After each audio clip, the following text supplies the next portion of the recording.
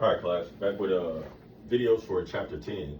In chapter 10, we cover stockholders' equity, which is basically the equity that the owner or the company is entitled to.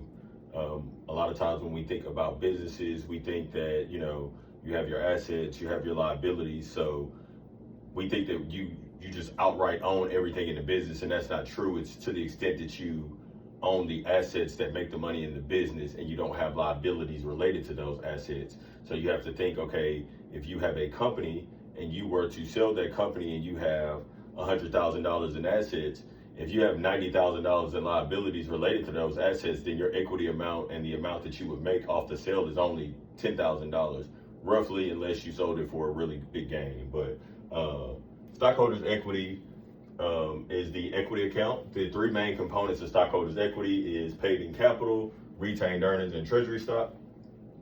Paid-in capital is the money that the owner paid up front for the business. To start the business, it's kind of like, I like to refer to it as sweat equity, right? It's what was put in at the beginning, at the inception of this business. Retained earnings, this is the earnings that you make from the company, whether it's monthly, quarterly, or yearly. This is that net income that the business has kept, right? So if you think about the income statement that we talked about earlier on, you have your income, you have your operating expenses, you have your admin expenses, you have taxes and all those things, and then you have your net income. As long as that net income is positive, it's going to roll over to the balance sheet and be retained earnings. Now, if that net income is a loss, it still rolls over to the balance sheet, but it just makes the retained earnings amount negative. So your retained earnings can decrease and increase based on the performance of the company. The other component of equity is treasury stock, which this is stocks that are repurchased by the company, meaning that these stocks were actually issued out into the market and the company bought those stocks back. So let's just take a quick look at the accounting for treasury stock. This is one of the journal entries that you'll have to understand when understanding the equity account. So a lot of times they refer to common stock. Common stock is the stock issued for the ownership of the company, right? So if I buy 200,000 shares of Apple common stock, I start to take ownership of Apple. I'm not as big as an owner as, the big guys like Tim Cook and things like that, but I have voters' rights. It's other rights that I have that come with common stock, and I have a piece of the ownership of the company, right? So when we're doing the accounting for common stock, you have to ask yourself a simple question. Did they give us a stated par value?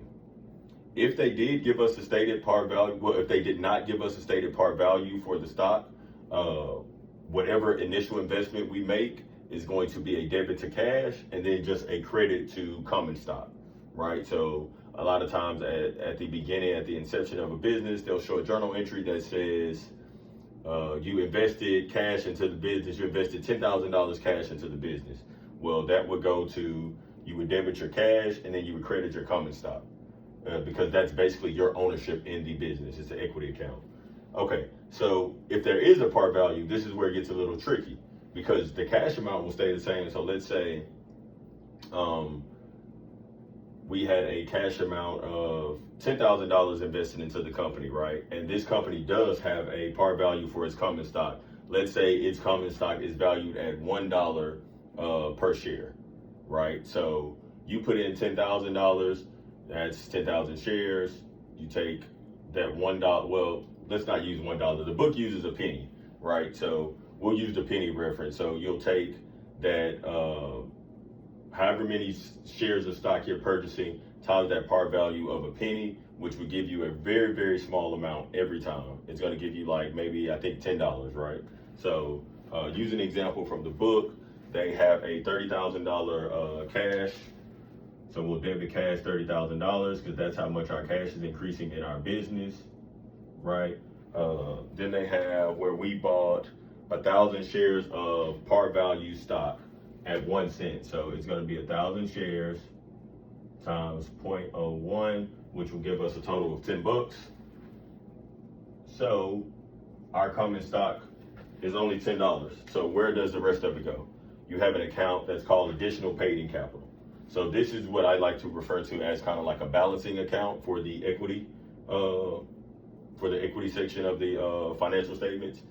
This is where you put the remaining amount at $29,990 goes in additional paid in capital, right? So it's similar to the common stock account. It's just it will go into this first bucket of paid in capital. It's just considered additional paid in capital because you paid $30,000 to invest into the company. But we're saying of that $30,000 investment, the only amount of it that was common stock was $10 because you only bought 1,000 shares, and those shares are valued at 1 penny each.